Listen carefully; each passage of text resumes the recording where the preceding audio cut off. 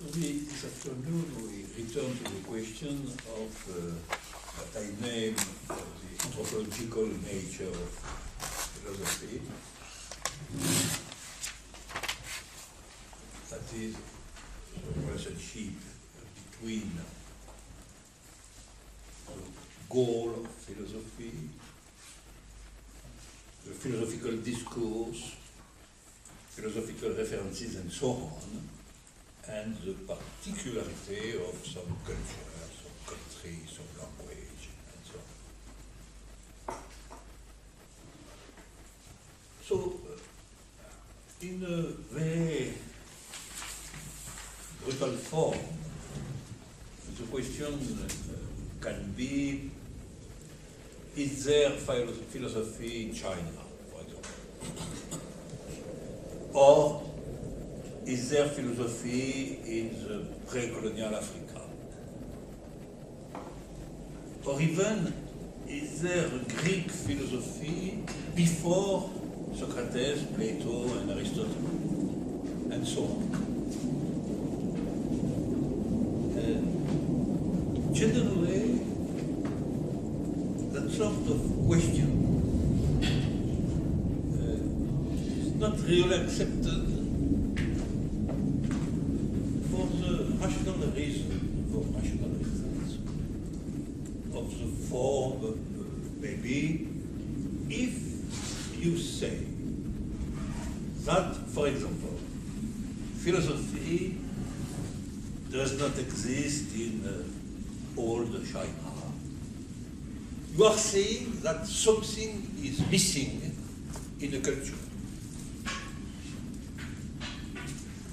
And if you say that this thing, which is missing in the culture, is present in your culture, you affirm the superiority, finally, of a culture against another culture.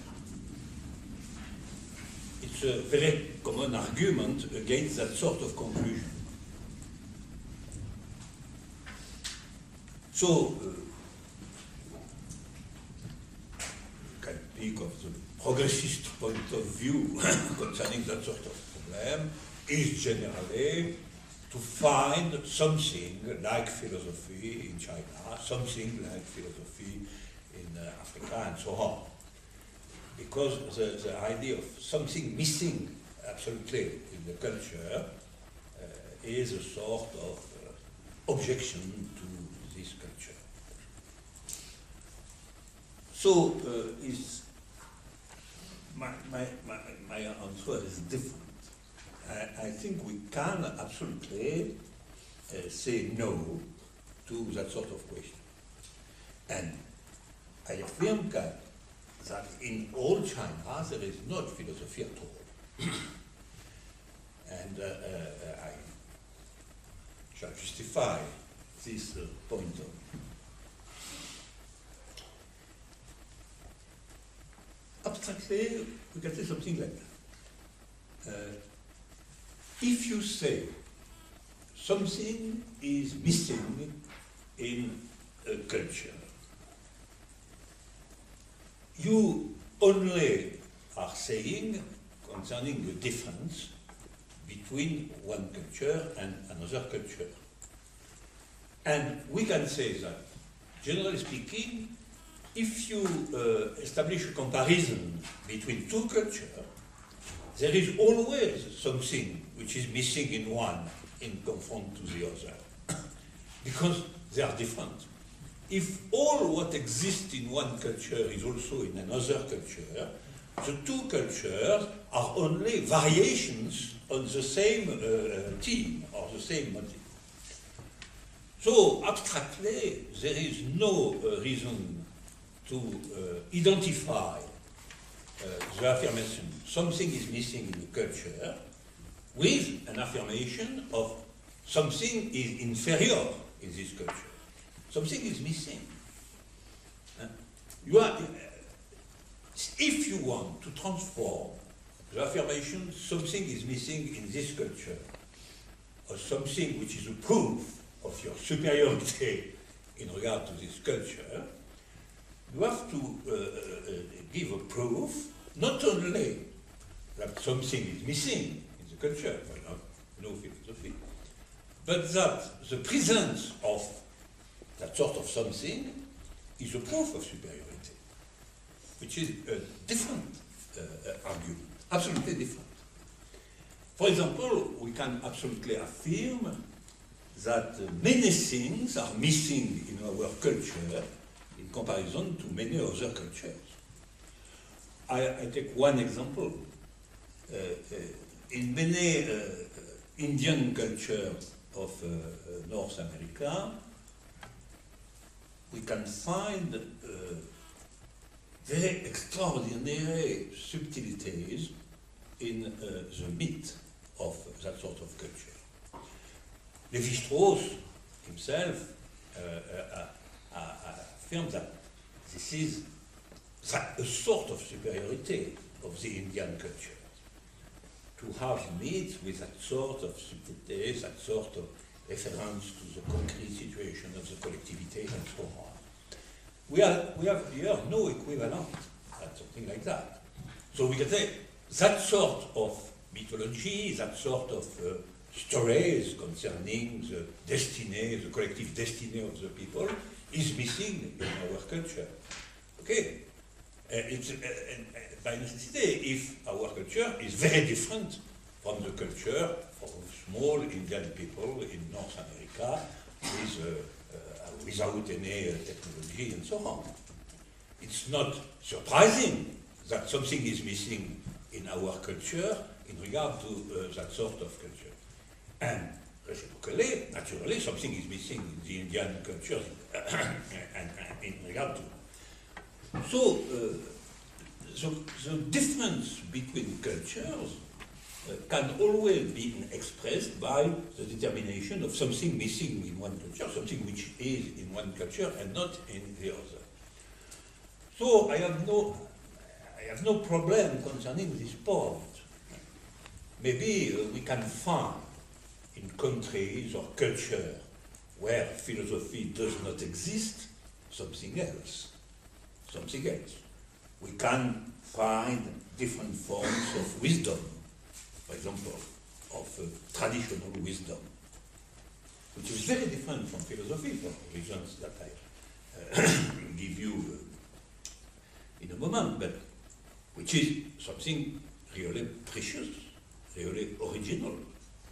We can find different forms of morality or representation of the relation to the others, and so on. We can find, naturally, different forms of religious convictions concerning the destiny of life, the organization of collectivity, and so on. We can find different forms, very different, concerning the relationship to nature. It's a very important question today, as you know. We can find in some culture and some culture which are disappearing because of our culture, which is an aggressive culture, a destroying culture, so on. We can find in these poor cultures something really precious concerning the general vision of relationship between humanity and nature in general, and so on. So, certainly, something can miss in other culture, but in our culture too.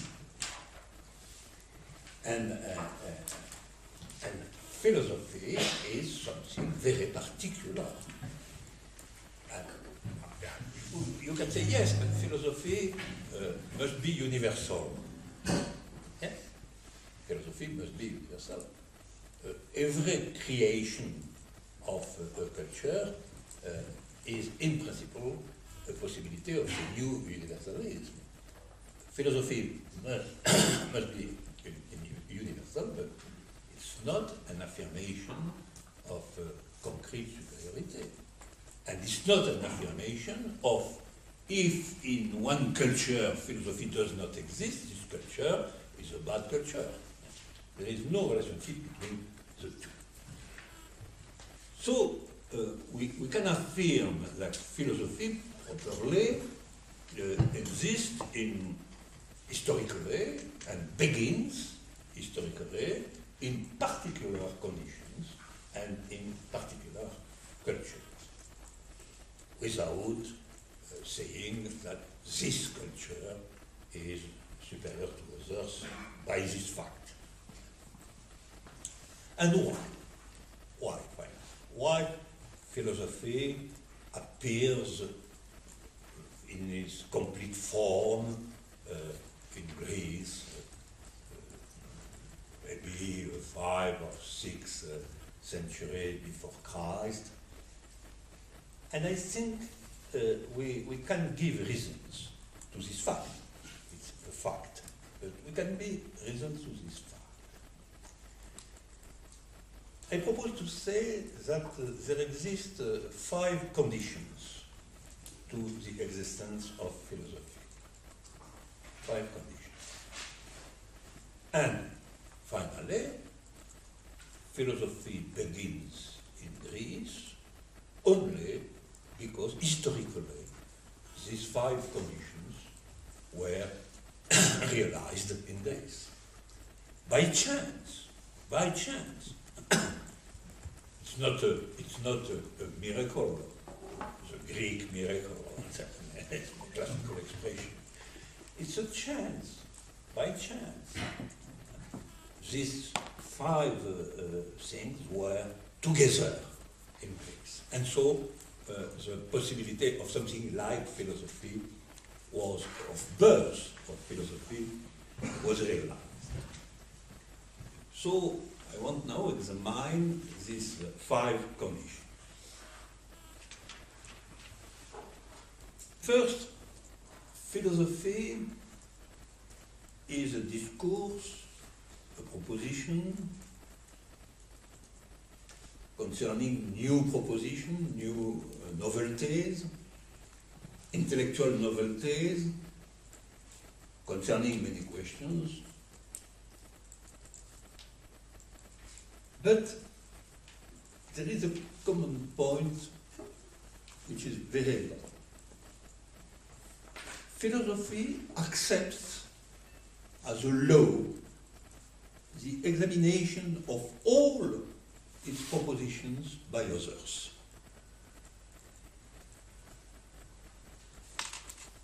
If you want, philosophy is discussion. When the philosopher speaks, when the philosopher writes, he knows that all what he is saying, all what he is writing, will be discussed by others philosophers, and finally by everybody. Everybody who reads the book, everybody who encounters the philosopher, and so on. So, it's a very important consequence. It's not the philosopher as such who is the guarantee of the discourse. And so, the philosopher is not a king, is not a priest, is not a prophet. It is not the particularity, the absolute singularity of the position of the philosopher which are the guarantees for the discourse of the philosopher. The discourse of the philosopher is not the discourse of a sacred place in society. The philosopher maybe says something true, but we know that by discussion of his saying, and not because the philosopher is the philosopher. Naturally, some philosophers can use your rare position, can transform this law of philosophy in something else. There is some effect of transfer, the psychoanalysis language. There is some position of authority. There is some which are always possible. But they are not in the very essence of philosophy. Philosophy is defined by discussion. And it is why the form of discussion is the appropriate form of philosophy in Plato.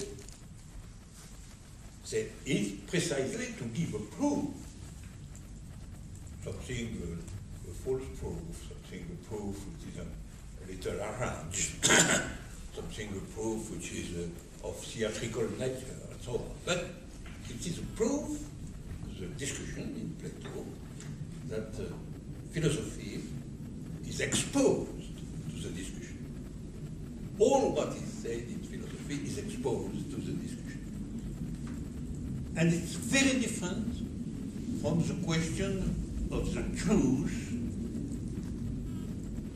exposed to discussion, with the conception of the truth, the guarantee of which is the position of who speaks, a king, a priest, a prophet, and finally a God. Principally, philosophy is the ambition to say the truth, not at the place of a God, without the place of a God. The prophet speaks because it is a sort of interpret of God. The king speaks because he has power to speak. The priest speaks because he is the religious representation, and so on. And the philosopher speaks only because he can produce arguments concerning what he is saying. So we can say something, we can say that philosophy is a free determination of thinking. It's a free determination of thinking from a social point of view. The place of the philosopher is not prescribed by the society.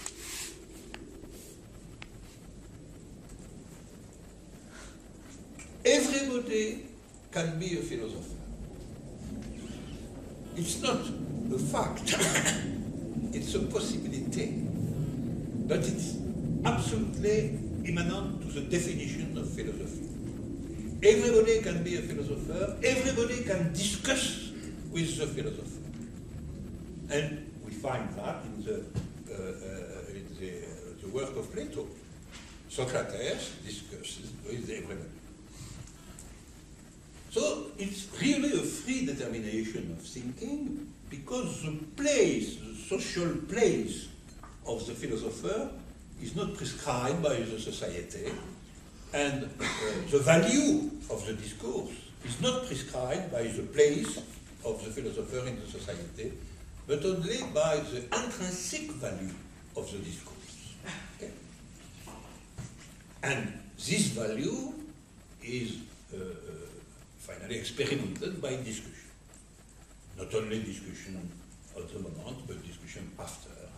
And finally by new interpretation of philosophy for the future, to speak as this moment. Everybody can speak, that is the high philosophical idea. Everybody can refute. Everybody can refute the discourse. And so, the first condition for the birth of philosophy is democracy. In a very large sense, very large meaning. Democracy in the sense that everybody can refute what is said by everybody.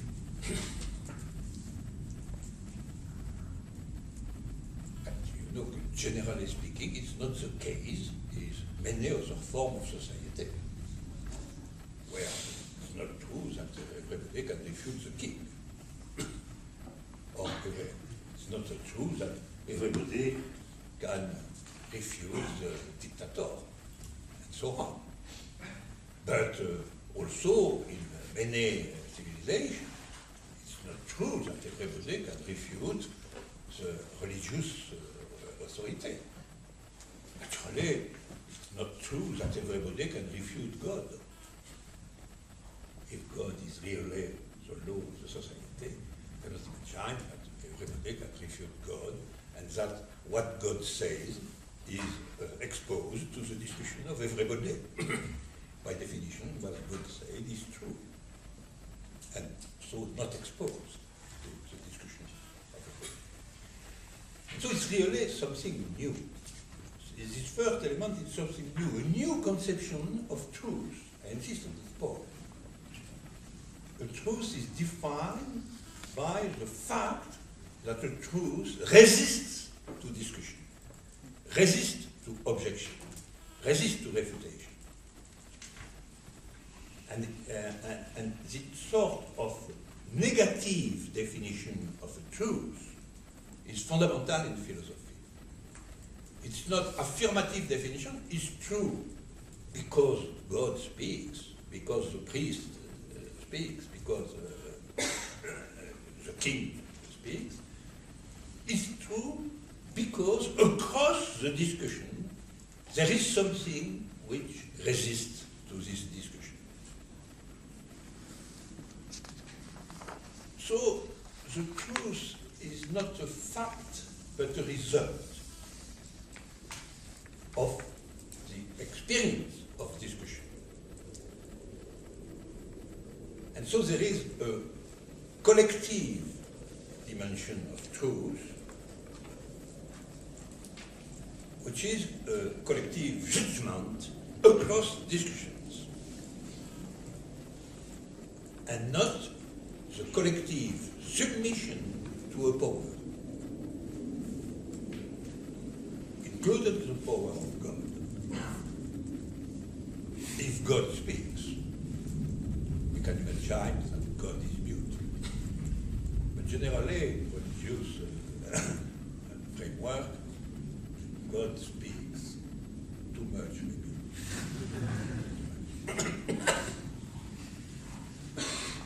But in any case,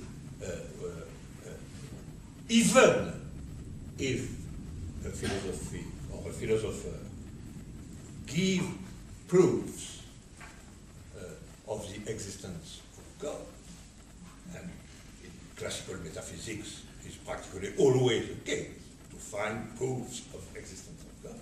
Even if a philosopher gives proof of the existence of God, there is no other consequence that this proof is a speech of God. This proof is a proof by the rational means of philosophy itself. So there is no contradiction between the conviction, the philosophical conviction that God exists, and the fact that philosophy is a free determination of thinking. The philosopher proposes a proof of the existence of God. After that, the proof is discussed, exactly as the proof in mathematics. We find always somebody who says that the proof is not a proof, that this proof is not good, and so on. And so, finally, the existence of God itself is in the field of the free philosophical thinking. The existence of God itself is exposed to discussion and not imposed by power or by revelation or by sacred book and so on. So philosophy, no sacred place, no sacred book, only arguments. And what I name free determination of thinking. And finally, democracy as a condition for something like that. Philosophy cannot really appear or begins in a context where the notion of truth is completely linked to a form of power. The dependency of the truth to the power is precisely what is like an interdiction of philosophy. And so, I name democracy here, not a form of organization of the state with pools and so on. I name democracy something like more general, which is the possibility to affirm that there is no complete relationship between truth and power. Different form of power, divine power, power of a king. And philosophy can appear only in a democratic context in this sense. It's the first condition.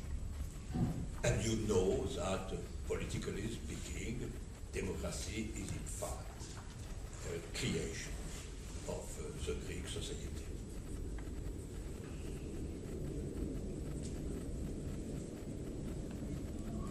The second condition is that this freedom of thinking, supposes, on the contrary, the existence of a common law of thinking.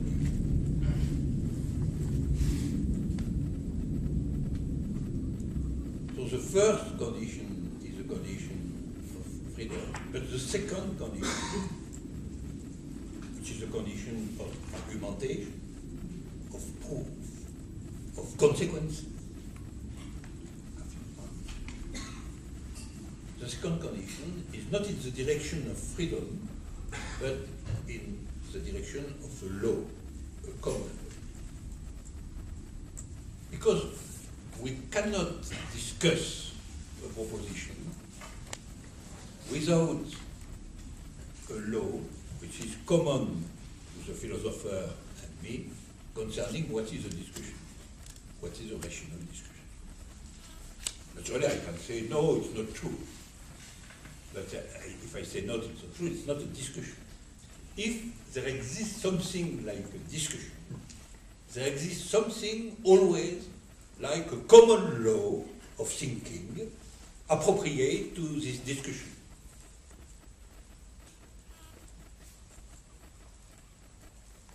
And so the possibility of peaceful discussion and not war, and not civil war. So what is civil war? Civil war is when we discuss concerning the power, but without a common law. So we have to fight. We have to fight and to be victorious. But in the case of philosophy, it's the same thing. If there is no common conception of rationality, we cannot have really true exposition of the philosophical proposition to a collective discussion. So, yes, absolute freedom of thinking, no sacred place, everybody can speak, is the first condition. But after that, philosophy exists because there is always the conviction that exists something like a common law, which is precisely rationality or logic in a general sense. We can see that. There exists discussion, rational discussion, only if we have the existence of a common logical framework, of a common logic.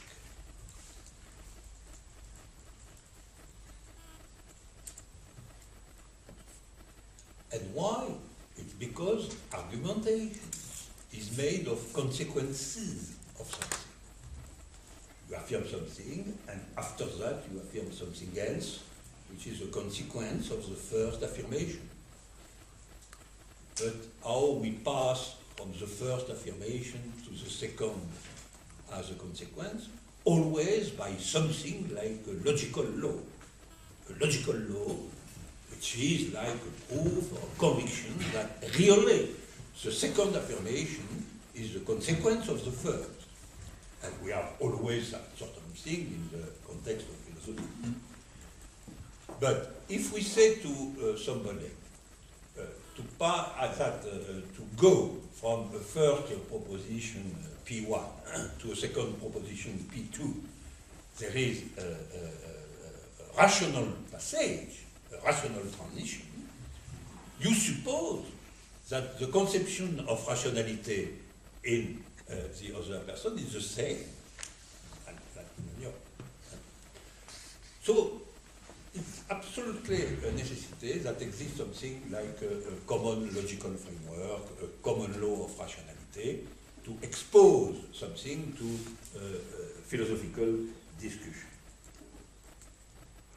So we have two very different conditions. The first one is a condition of free thinking, and the second one is a condition of something like a discipline, something like an order, something rational order, logical order, not power of place, but rational possibility. And the second condition. And the two first conditions dispose something like a cultural framework very singular. The combination of freedom and logic. Absolute freedom in some sense, but absolute logic in another sense. And you know, when you read philosophy, you see the two. A philosopher can say practically everything. There is no limit. There is absolute freedom. But in fact, there is not absolute freedom, because this freedom is exposed to others under the idea of a common law. And so it's a very strange mixture between freedom and something like absolute power of the law. Not absolute power in political sense, not absolute power like the power of a king, etc., but absolute power, immanent power. A power which is accepted by the freedom of thinking itself. And if we have not that sort of mixture, dialectical mixture, okay, dialectical mixture between absolute freedom and absolute determination to logical in the framework of logic, we cannot have the philosophical discourse. And the fact is that in Greece, we have for the first time the idea of a proof of something. And the idea of a proof of something is a very particular idea. It's the idea that we can go to truth by strict consequences of first affirmation. And the evidence of the first affirmation, but the consequences concerning, finally, the destiny of the first affirmation. And that is the question of the proof. And it's because in Greece we have the invention of demonstrative mathematics. Not exactly of mathematics, because we find mathematics in other cultures. We find arithmetic, we find numbers, we find a sort of geometry. It has been demonstrated that in very small cultures there has been many mathematical manipulations. And so it's not exact to say that in Greece there is the birth of mathematics, but there is the birth of demonstrative mathematics, of the idea that all mathematical propositions can be, you have a proof for every mathematical sentence. And so we can say that the first condition for philosophy is democracy, and the second condition for philosophy is mathematics. And you thought that it's not the same condition. Mathematics is not very democratic. If you have a relationship to mathematics, you say that in mathematics you must obey the law. This is why mathematics is something hard, because it, in some sense, creativity, extraordinary creativity of thinking, in the sense, is the sovereignty of the law, the logical law, the absolute sovereignty of the logical law. And it is a mixture, the Greek mixture, as a condition of law. The third condition is the possibility of universality. The idea that all that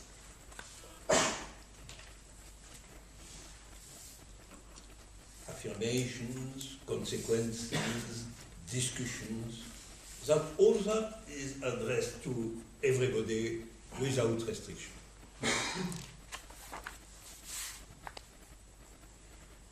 There is a very important passage of Plato at this point in the Meno, where Socrates wants to prove that everybody has the possibility to go to the fundamental ideas.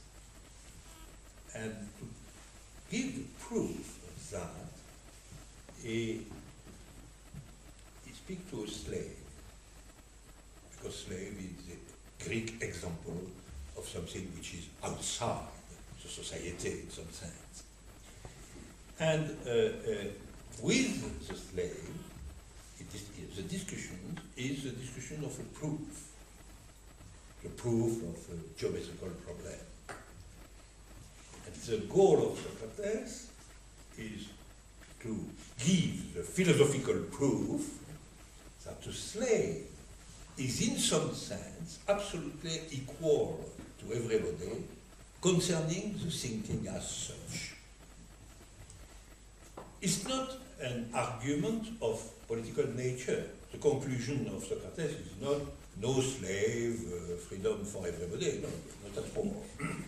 It's a purely philosophical demonstration, philosophical proof, which is the proof, the concrete proof, by discussion, by exposition, of equality in the field of thinking between all human beings. And the example, the representation of the humanity as such is precisely the slave.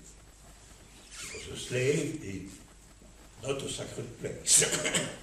It's really the representation of the humanity as such. There is nothing in common, for a Greek, between himself and the slave, except that the slave is a human being. And you know that. And so it's a very fundamental moment of the history of philosophy, in fact. Because it's an affirmation, like a condition of philosophy, that the rational discussion can be exposed to everybody without restriction. And for example, to slave. And so, and that is the universality of philosophy. A concrete situation of this universality. It's not only that the propositions of philosophy are universal. It's more profoundly, in my opinion, that philosophy is really addressed to everybody. Really addressed to everybody. That the philosophy is for everybody. And not only formally universal. They are for everybody. And so there is a fundamental idea of equality in philosophy.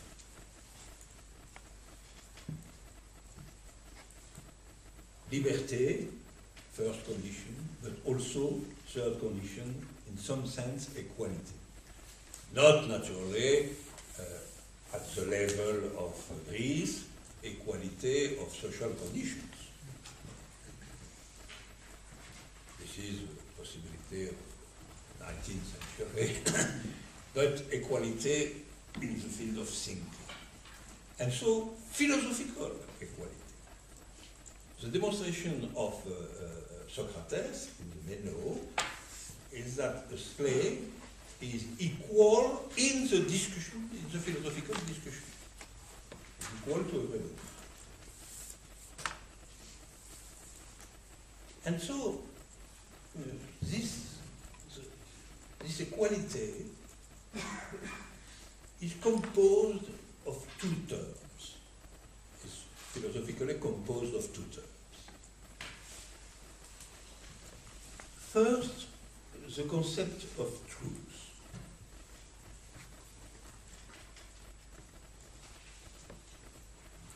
What is a truth, in fact? The truth is something which is not reducible to the particularities.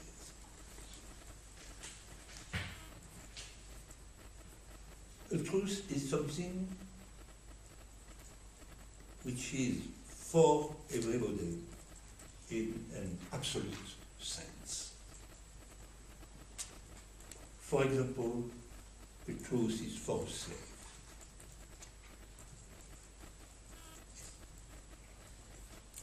And the slave is only, in the context of Plato, the representation of humanity as such. Nothing else in the slave is likely except than precisely he is a man. And truth is a name for something, a proposition or something else, something which is effectively for everybody, in an absolute sense, without exception. And the second term of this equality is that exists something like human being in general, something like which is not reducible to I am a slave, I am an aristocrat, I am a rich man, I am a poor man, I am a Greek, I am a barbarian, I am a Chinese, and so on. Which is not reducible to all, but something which in a concrete human being is a generic part. There is a generic part in every individual. In every individual, the difference of culture never suppresses something which is in exception of the particularity, and which is that this is a man, this is a woman. And this affirmation is universal by itself. The recognition of the existence in every individual of something which is the generic part of a human being.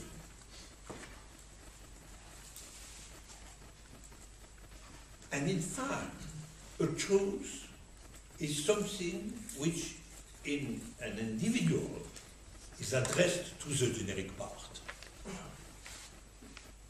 And to understand and to accept the truth, there is no particular conditions, except the fact that particular conditions can be a sort of opposition to the truth, which is purely negative. But in principle, a truth is disposed for the generic part of a human being, of an individual, abstraction done of all particularity. And so the articulation between, we can name this generic part a subject, after all, a human subject. And it is the philosophical name. So we can say that the philosophical universality is the composition two fundamental concepts, truth and subject.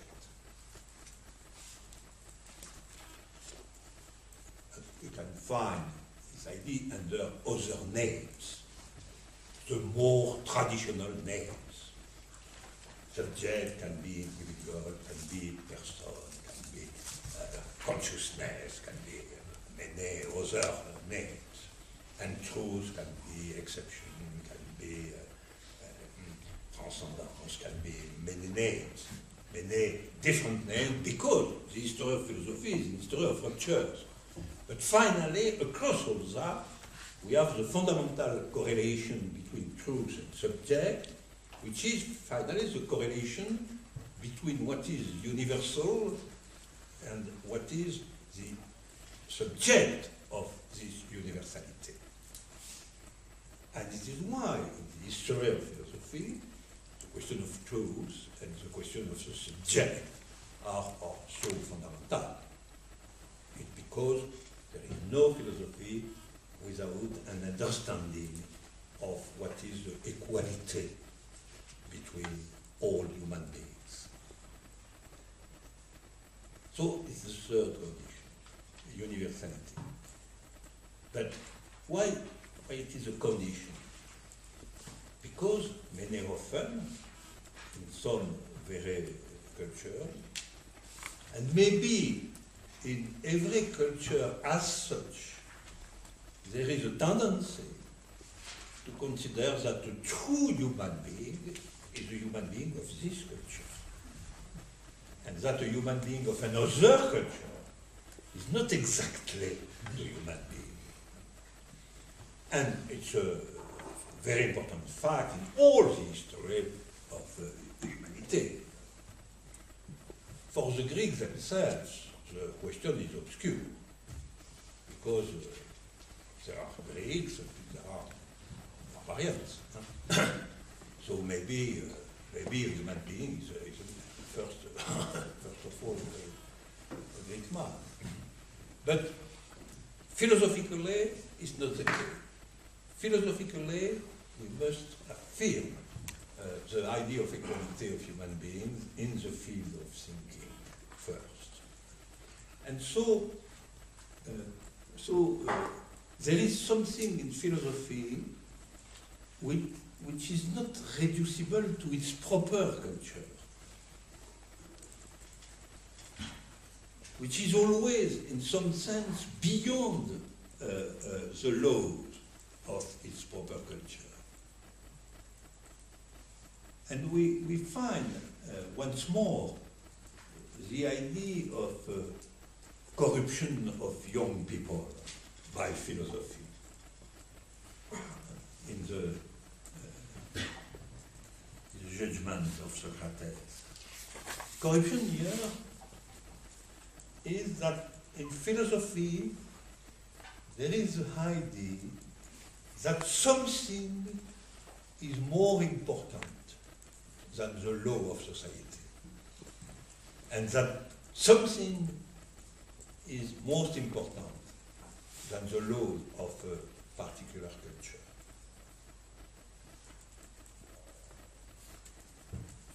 It's not a negation of culture, not the negation of particularities, only the affirmation that something can be more important. And as probably you know, it is the subject of the great play of Sophocles, Antigone. Because the central idea of this play is that there exist laws which are beyond the laws of the city, the law of the country, the law of the... And so this play of Sophocles is a part of the conditions of philosophy. The possibility, it's a proof of the possibility to say that something is more important than the particularity of the culture or the particularity of the political situation. shows that something is a new equality. Equality between human beings, and not, for example, equality between citizens of a particular country, but more general, absolute equality between human beings as such, the equality between subjects in the sense I give to the world. So truth and subject, the emergence of these two correlative ideas is the third condition for philosophy. Fourth condition is relative to the problem of language. Naturally, the first part is a part of the third condition. And we discussed this point this morning. Philosophy, generally speaking, cannot affirm that philosophy is in relationship to one language, one particular language. Because it's the return to something which is not philosophical under the first condition. Because if you affirm that philosophy is by necessity in one language, there is no complete freedom and complete exposition of proposition to the judgment, to the public judgment. There is something which is closed from the very beginning. If you want a complete rational freedom of thinking, we cannot affirm that you have to speak German or to speak Greek or something like that. It's when Heidegger writes something like that, in my conviction, he is not a philosopher. He says something which is outside philosophy. Many philosophers say from time to time something which is outside philosophy. There is no guarantee. You are a philosopher, it's a possibility to say absurdities, falsities, and so on, and aberrations too. There are human beings too, philosophers, naturally. They are precisely no king, no priest, no prophet, and so on. So they are human beings and nothing else. And so they can say also something which is not at all in the genius of philosophy, but which is outside, which is position nationalist, sectarian, dogmatic, and so on. But in the principle, philosophy cannot admit that language is a sacred language. Because if there exists a language which is the only possible language for philosophy, it's something like a sacred language. But there is another question, which is, okay, the language of philosophy cannot be German, but finally, what is the composition of the philosophical language? The philosophical language is made with what sort of things, what sort of... For example, we know that in Greek society, the poetical language is made with rules which are precise. The rules, the meters, the rhythm, and so on is going. And we know that mathematical proof is given in a language which is also a precise language, a formal language, and so on. But what is the language of philosophy? And the answer to this question is strange. In one sense, the philosophical language is a rational one. Discussions, arguments, consistency of the discourse, proofs, and so on. So in one sense, the philosophical language is near the mathematical language.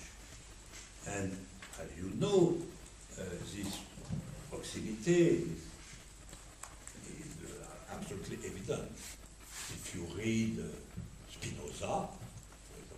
poetics of Spinoza is proposition, definition, axioms, and so on.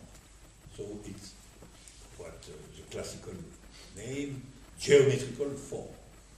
Geometrical form of philosophy. You find something like that also in the Tractatus of Wittgenstein. But we find something like that in the logical work of Aristotle too. So along all the history of philosophy, we have a possibility that the language, the philosophical language, is a formal language in some sense, or near a formal language.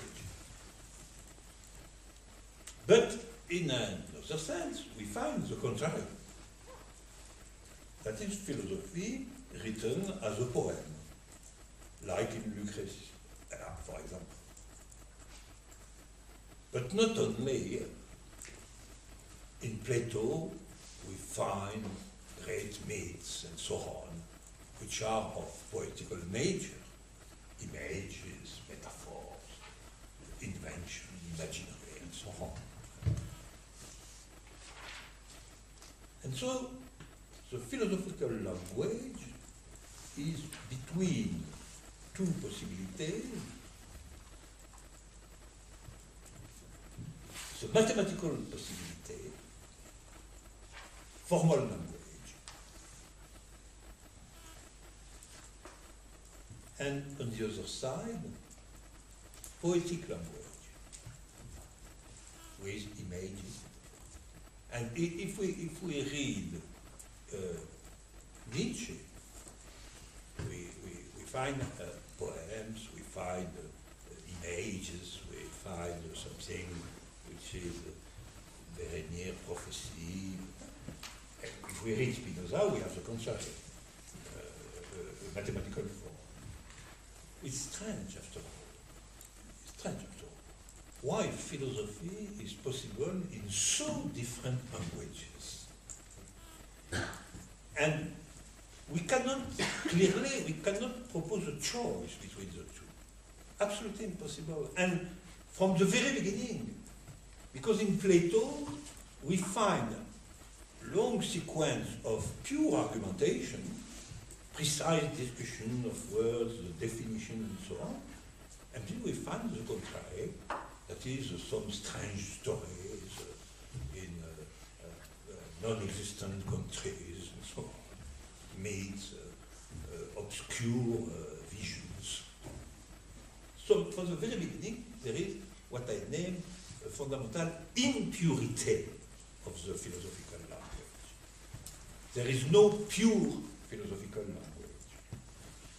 We can say what is pure mathematics is when mathematics is written in a practically pure formal language. And we can define what is pure poetry, when a poem is clearly written in a poetic style, poetic rhythm, with verse and so on. But philosophical language we cannot define at all. In fact, there is no philosophical language. And it's a difficulty. So we can, for the existence of philosophy, we must admit a language which is absolutely impure.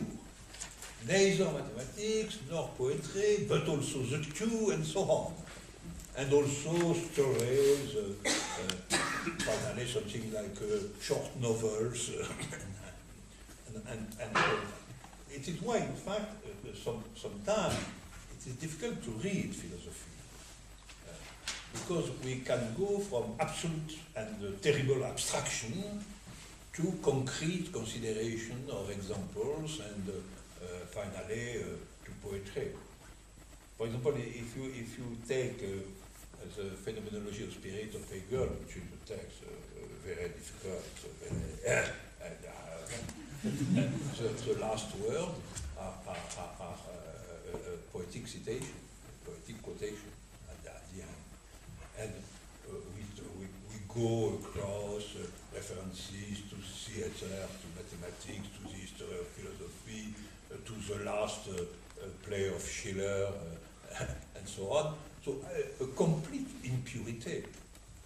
It's something like a commercial center of language, like that, philosophy. You buy languages as you want, and you bricole all that. Alors, why it's a conditions, why this situation composes a condition for philosophy? Because we must accept that the language can be absolutely impure. Generally, in a society, there is a classification of different sorts of languages. Poetry, mathematics, politics, and so on. But in philosophy, we must accept that all languages are possible. And so the invention of philosophy is also the invention of something in the language which is beyond the normal forms of language, beyond the normal classification and differences in language. And in philosophy, we can't go from mathematics to poetry, which is absolutely paradoxical. We can go in between the two more different forms of languages, and also, naturally, ordinary language, language of literature, poetry, mathematics, all the forms are possible. There is no prescription concerning the language.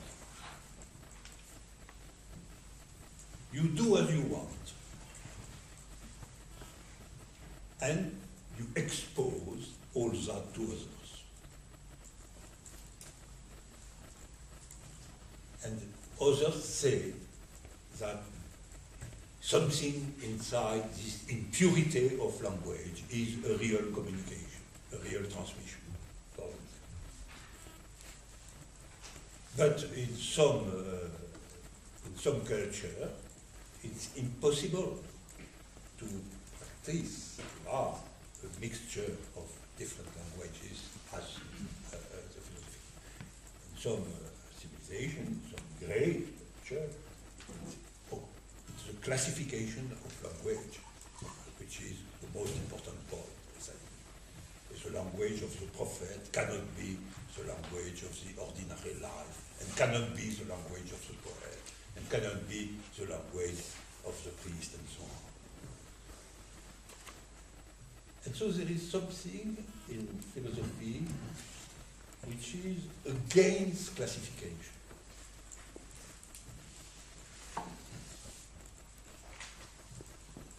We shall return to the point maybe in some moment, but it's an important idea.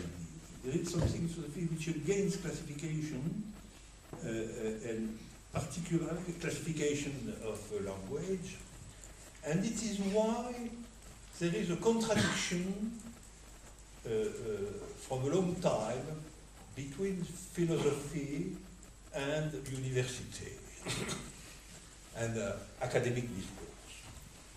Naturally, I am a professor, I say that. Absolutely compromised.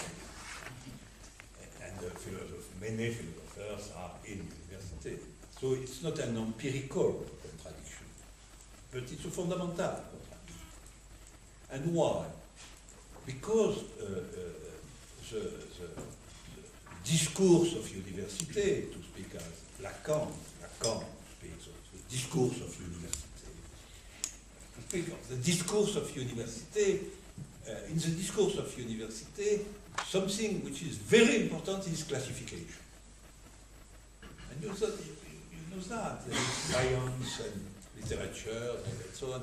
And in history you have history of ancient time, modern history, contemporary history, and so on. And the genius of a university is to invent new classifications and specialities. And finally, you take a science. Finally, the science itself is decomposed in many parts. So you have cellular biology, zoology of insects, and so on and so on and so on. And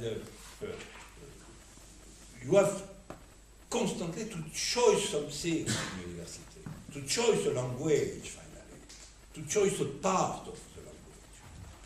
Or there is also a fight against that in university itself, interdisciplinarity and so on, mixture between different specialities. But it's a fight against the genius of university itself. It's a fight inside university against university, something like that. And this is why it's always a failure. Finally, slowly, we return to classification. Because it's a law. And it's not a bad law, finally. Maybe the discourse of university cannot be another discourse than the discourse of classification. The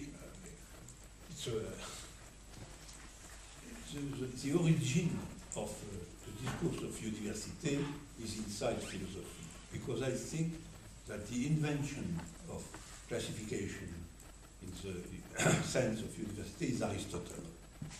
Aristotle is really the man by which transits the possibility of an academic philosophy. Because inside the philosophy of Aristotle, classification is fundamental. And the genius of Aristotle is also the creation of the possibility of the discourse of university, in fact. The first great professor of Aristotle. Plato is not a professor. Nobody says really what Plato is thinking. It's a sort of vague circulation, discussion, failure. Who is Plato, after all? In all the book of Plato, there is Socrates for Plato. All we speak in Plato is something else. A stranger, Socrates, Tradima, Protagoras. It's a theater. It's a theater. So we have the theater of Plato and the university of Aristotle at the very beginning of philosophy. It's a form of impurity of language, after all. But to accept this language without closure, this impurity of language, we must accept to go beyond classification. So also, in one sense, to go beyond university. And so there is always a tension between philosophy and university. Sometimes inside university itself. But true philosopher, it's not completely adequate to academic discourse. Except if academic discourse is in analytical position. But in analytical position, you accept naturally classification. And we can say that in Greece, we have the creation of the possibility of impurity, of a language completely impure. There's the invention of all the possibilities of philosophical language, from poetry to mathematics. We have great philosophical poems in Greece. Parmenides, for example, is a poet, and Heraclitus too. We have also the language of university in Aristotle, definition, classification, and so on. And we have a language of philosophy very near mathematics in some passages of Plato. So in this we have the invention of not the language of philosophy, but the inexistence of the language of philosophy. To invent something which does not exist is very difficult. And I admire the invention of God, for example. It does not happen. The invention of God is also something very practically extraordinary, because to invent something which probably does not exist is a true creation, after all. You know, in the theological discourse, it is said that God creates the world from nothing. So the pure creation is the creation from nothing. But I think that the more very strong example of creation from nothing is God himself, which is really created from nothing. It's much more God which is created from nothing than the world by God. When we have God, God is not really... When we understand perfectly that something like a God can create something from nothing. Because, precisely, God is without limit by definition. Why we can impose to God the limit to create something from something? No. God is a pure potency, so God can create a world from nothing. It's not a problem. But human being can create something from nothing. It's much more difficult. And the pure example of something like that, by negative conception, is the creation of God, which really is a creation from nothing. But nothing in the world can be an example or material for the creation of something like God. All in the world is finite and God is infinite. All in the world has limits and God has no limit, and so on and so on. So it's a negative creation. It is really a creation which is a proof of the genius of human being to create something like that from nothing. And after that, if God creates something from nothing, it's not so surprising. But to return to our point, so you see, the acceptation of language which is absolutely impure, the impurity of language, and the language which inexists, finally, which is not a language. There is no language of philosophy. This is the point. And so the Greek invent something, the language of which does not exist as a specific form of language. And with the possibility to go across all forms of languages. Juridical form, mathematical form, poetical form, you find all that in philosophy. Biological classification in Aristotle, for example, medical language and so on. All that is in philosophy. You read the work of Plato and Aristotle, and you have absolutely all possible forms of language. And it's a miracle, because it's really a creation from nothing, because what is the possibility of a language which is not reducible to any language existent, to real language?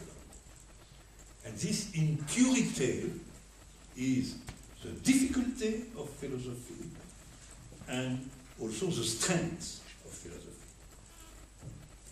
Difficulty and strength. Difficulty because it's difficult to go across so different languages. I know the problem because, you know, personally, I go to pure mathematics, to poetry also. So I go across all the different languages. And I know precisely the difficulty. The difficulty is the passage from one language to another. is not to use a language. If you have something, a mathematical example, you have a mathematical example. How you can go across so different languages and create something which has a unity.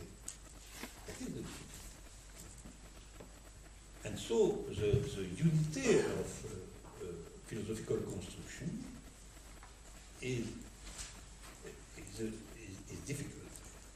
It's difficult principally because philosophy goes across different languages. It's not the question of the conceptual construction which is so difficult.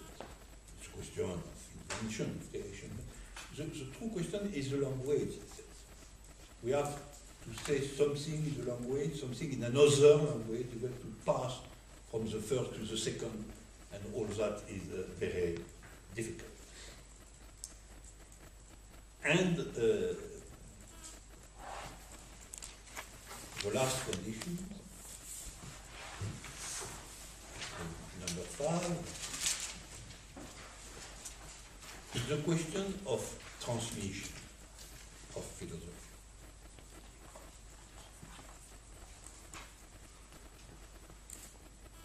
The problem of philosophy is that philosophy is not reducible to written texts. The transmission of philosophy is not reducible to written texts. There has been always what I name a physical transmission. That is, with the body of the philosopher. Like here. The body of the philosopher, the voice of the philosopher, the presence of the philosopher. From the very beginning, philosophy exists not only in the form of text, written text, books, and so on, but always also in the presence of the philosopher, with the voice, the body, and the physical existence of the philosopher.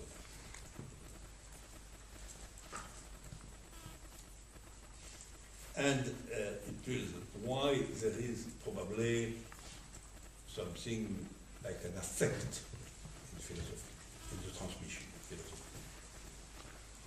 Something like a transference.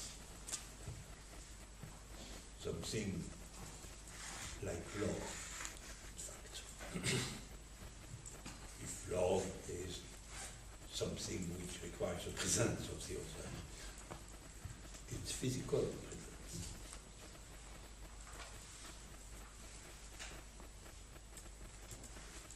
And naturally, you can say, but we are also a professor of mathematics and so on. It's not the same case. It's not the case because the potency of mathematics is mathematics. Absolutely. It's not. There is bad professors and good professors, naturally, of mathematics too. But it's not the point. We cannot separate philosophy from the philosopher.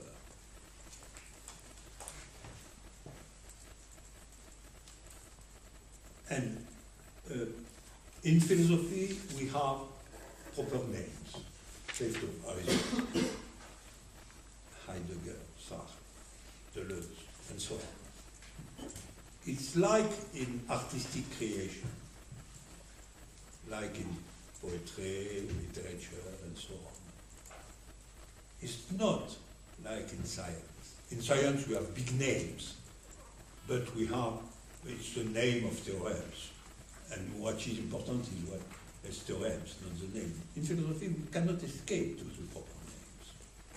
If we speak of Plato, we speak of Plato. And we have to interpret in a new manner all the work of his great philosopher, Plato. And so the transmission of philosophy is not purely rational. Cannot be purely rational. The transmission, the ideal of philosophy is rational. because precisely it's not a king, a priest, a god who speaks. And so it's exposed to the discussion. Okay. But the transmission of all that is not completely reducible to rational discourse, because this element, which is always in discussion too, which is the pure presence of philosopher. You know, the most paradoxical point concerning the presence of the philosopher is certainly Derrida. Because a part of the work of Derrida is precisely a polemic against the presence and for writing against voice. There is an illusion of presence in the voice, in the physical expression. And so the real transmission is precisely writing for Derrida.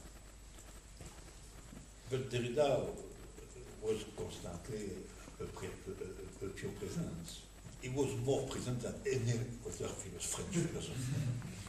He was everywhere. He was speaking hours and hours and hours. And the oral work of Derrida is much more important than his written work. And so, I don't say that against him, not at all. I say that as like a proof that we cannot escape the point of the physical existence of philosophers. And it is why, after the death of the philosophers, something continues, because we have in Greece, immediately after the great sequence of philosophy, many books concerning the life of philosophers. It was practically a new genre in literature in Greece, the life of great philosophers, the life of Plato, many often a pure novel, pure invention, but it was the invention concerning precisely the physical presence of the philosophers, the life of the philosopher, and also the idea that something was said that the philosopher which is not in the books. The philosopher has said that, and that is the real secret of the philosopher. It's not in the books. And why all that? Because really there is a part of the philosophical transmission which cannot be purely rational, but which is also linked to something affective, something physical, something like a love for a person. And why? Because philosophy, the goal of philosophy is a subjective transformation. Rational as possible. A rational transformation, but a rational transformation by means which cannot be absolutely rational. Because the subjectivity as such is not a rational subjectivity. Rationality, universality is a part of human being, but not the totality. And if you want a subjective transformation, there is a part of a transformation which is not reducible to rational arguments. And so, philosophy, the goal of which is not only a rational conviction, but a new desire, and also to be a presence, and not only the presence of a book. So, philosophy is not reducible to books. Not reducible. Books are very important. But even books are not reducible to books. The reading of a book of philosophy is also a question which is not reducible to the arguments of the books, but which is the reconstitution of a presence, a spiritual presence. Okay. We stop.